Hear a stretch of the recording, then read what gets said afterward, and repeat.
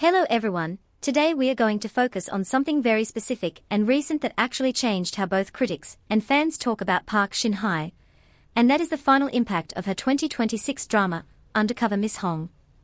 A project that quietly became one of the most important checkpoints in her career, not because it was perfect, but because it forced audiences to reconsider what she is capable of doing on screen.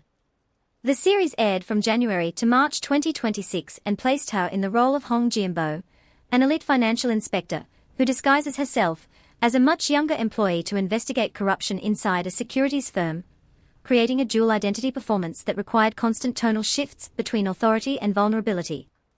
What made this role unusually demanding is that it required her to act in two different ages simultaneously, not through makeup or visual tricks, but through behavioral contrast, switching between a confident professional and a deliberately inexperienced junior worker.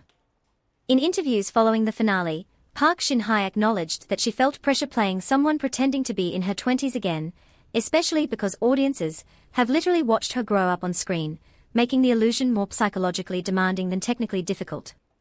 The reception to the drama itself was sharply divided, and that's where things become interesting.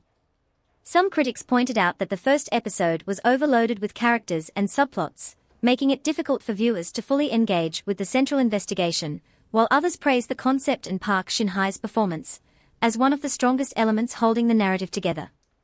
At the same time, the finale reached strong ratings and delivered a clear good versus evil resolution that many viewers found satisfying, which created a split dynamic where the drama itself was debated, but her performance was consistently highlighted as a success. What stands out even more is how co-actors described working with her during the production. One of her colleagues mentioned that acting alongside Park Shin-hye naturally created a melodramatic emotional tone, suggesting that her presence alone shapes the emotional rhythm of a scene, which is something you cannot easily teach or replicate. This reinforces a pattern we've seen before. Even in projects where the writing is uneven, she often becomes the emotional anchor that keeps the story watchable. So when we analyze Undercover Miss Hong, it's not just another drama in her filmography, it's a stress test of her adaptability, showing that she can carry complex, layered characters even in structurally flawed narratives. And the real question now is whether she will continue choosing roles that challenge her in this way, or return to safer territory after proving she can go further.